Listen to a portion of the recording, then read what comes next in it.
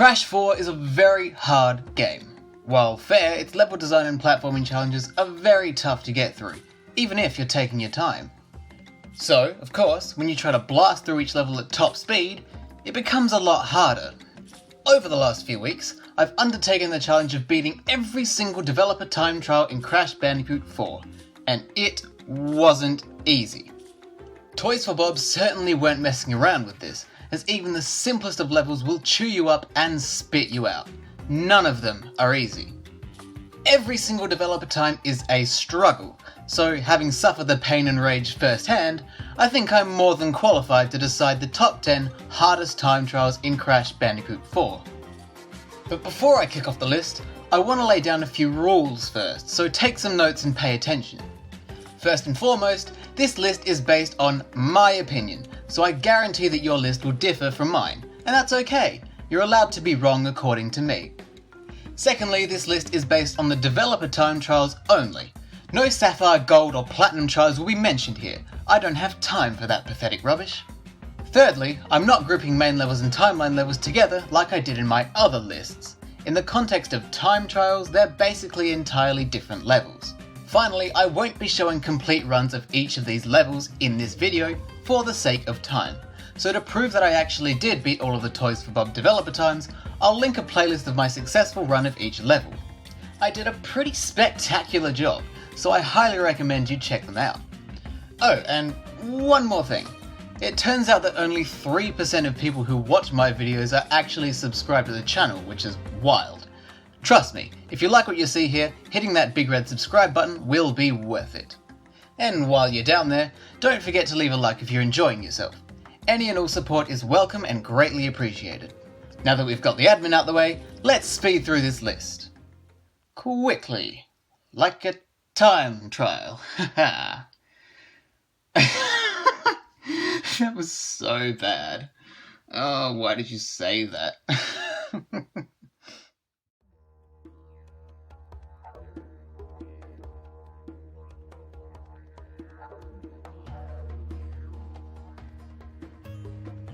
Kicking off our list in the number 10 spot, we have A Real Grind. I wouldn't say that this level's time trial is hard because of how fast the developer time is. Even with missing a time crate or two, I managed to beat it. What I found difficult about this level is actually the beginning. From the start up to the first rail grinding segment, this level is tough to blast through at high speeds. It's really tricky having to perfectly slide spin and triple spin your way through clearing the small jumps and avoiding the sand sharks, on top of properly timing your phase shifts with Lani Loli, and that's all made even harder if you want to get through that passage without taking a hit and losing Aku Aku. Doing that all at once can feel pretty overwhelming. The timing and movement you need to pull off is very precise and can be pretty hard to do successfully. After that first section though, A Real Grind isn't actually that much of a grind, and so I think it's fair to place it in the number 10 spot.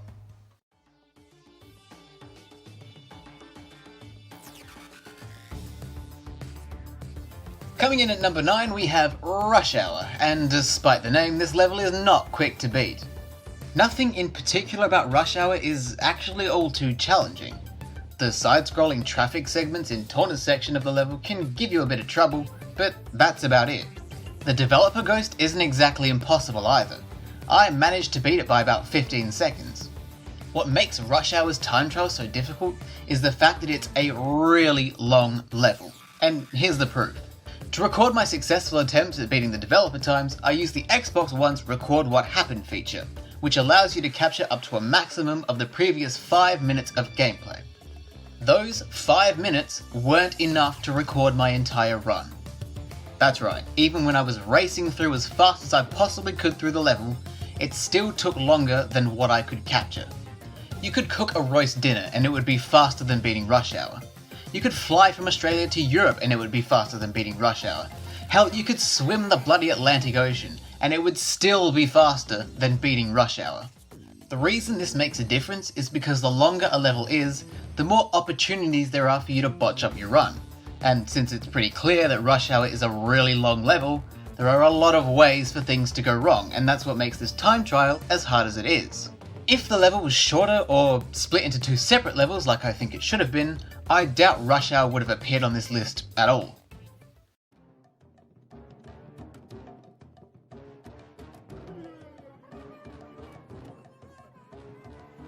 Next up on our list at number 8 is Fossil Fueled. Fossil Fueled is a weird specimen when it comes to the time trial. The side-scrolling sections are fun and satisfying to speed through, and Cortex's gameplay works well on a 2D plane. The 3D sections, though, are a different story. In 3D sections, Cortex's gameplay is wonky, which is a big part of what makes this time trial difficult. His ray gun's hitbox is massive, and it gets caught on walls and things when you don't want them to. I mean, how is it possible that the ray gun has a bigger hitbox than Cortex's own gargantuan head? That doesn't make any sense. It can also be quite tedious to aim in 3D, so if you miss, which will happen, it can really slow you down. The timing of your movements in these 3D sections can also be pretty tricky to get right, particularly with the enemies that swing vines. There are some points in the level where it's helpful to tank a hit and sacrifice Aku Aku, so you need to make sure you time things right to avoid those vines and save Aku Aku for those moments. If it weren't for those 3D sections though, this time trial would be as easy who am I kidding? It's a developer time, it's never going to be easy.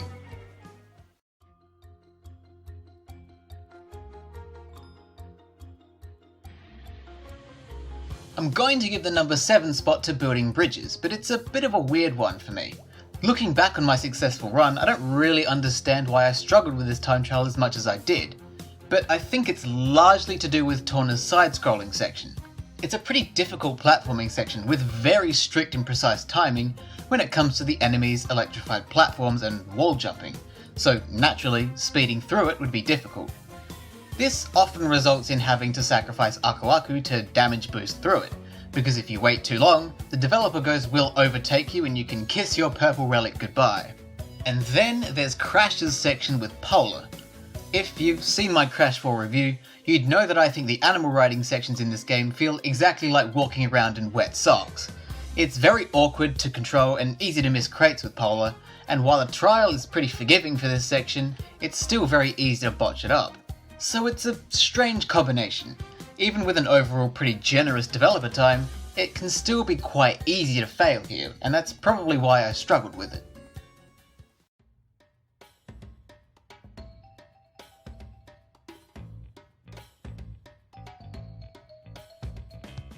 The number 6 spot goes to JETBOARD JETTY. It's a similar situation to building bridges in that when you look at it, JETBOARD JETTY's time trial doesn't seem to be that hard, but looks can be deceiving, as they say. The first section of JETBOARD JETTY, as in the beginning to the first jetboard section, can be pretty tricky. You need to have perfect timing for the rope swings to be optimal, in addition to timing your movements to avoid the hazards. After the first jetboard section, there's the raft section, which will slow you down no matter how fast you are. Combine that fact with the jetboard sections, and you'll figure out that JETBOARD JETTY does a lot to restrict your movements and limit your options. It's really easy for the level to slow you down, which makes going through it quickly pretty tough. It doesn't leave a lot of room for shortcuts either.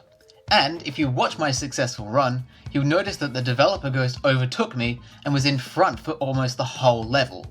How I managed to beat it, I'll never know, but I'll take what I can get.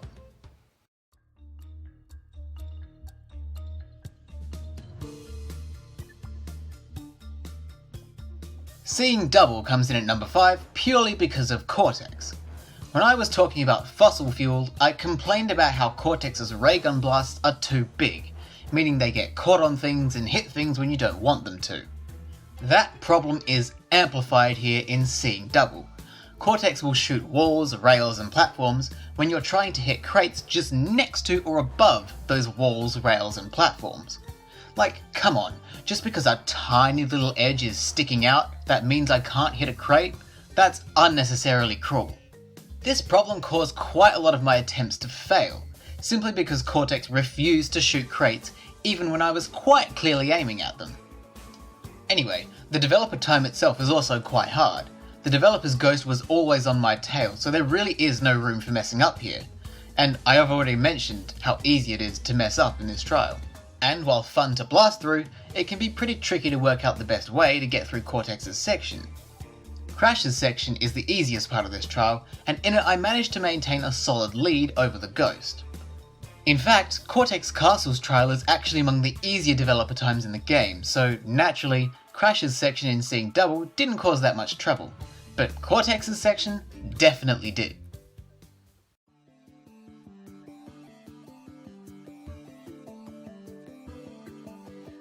If you thought seeing Double's time trial was bad when it came to Cortex gameplay, wait till you hear me talk about number 4, the Crate Escape.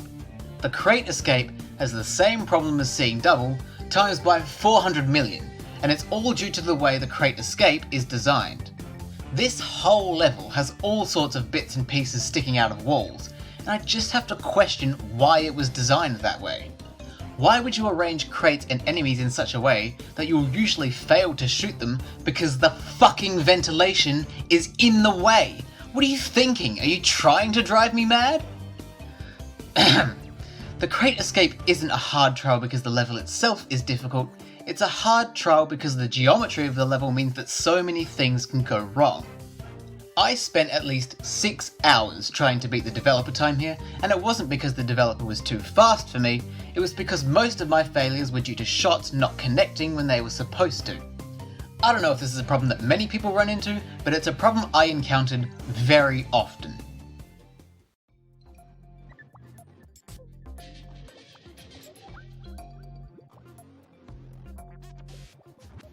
Next up at number 3 is Nitro Processing. Nitro Processing is an interesting one because there aren't very many shortcuts that I'm aware of, and the layout of the level is actually rather simple, so you might be wondering why it's so high up on the list.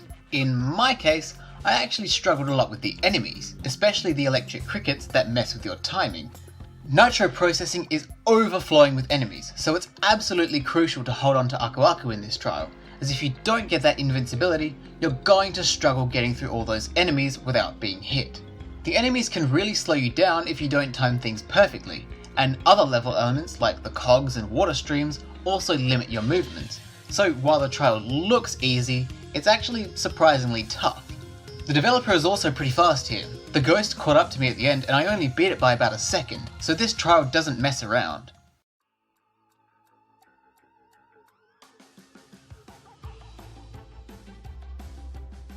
At the number 2 spot we have another Cortex level, Shipping Error.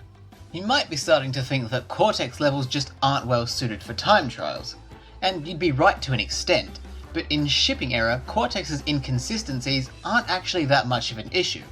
Shipping Error is just a genuinely tough time trial. Cortex's section provides the main challenge here. It's really tricky to time your jumps, dashes and shots right, especially in that vertical segment toward the end of Cortex's section. If you mistime anything, that's it. Your run is as good as done. And because the enemies in that vertical section that you need to transform into bounce platforms won't always be in the same place consistently, it means you'll occasionally need to improvise a bit. And let me tell you, making it up as you go does not make the developer time any easier to beat. As for Crash's section, it can be pretty tough, but it's not impossible. I was cheeky and decided to sacrifice Aku Aku and make that side-scrolling section a bit easier to deal with. The ghost was always right behind me though, in both Cortex's and Crash's sections, so it's not an easy time trial by any means.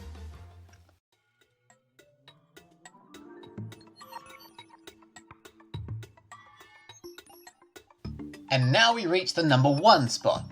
The hardest time trial in Crash Bandicoot 4 is Toxic Tunnels. This level is often called the hardest level in the game, or at least one of the hardest, so it makes sense that its time trial would be brutal as well.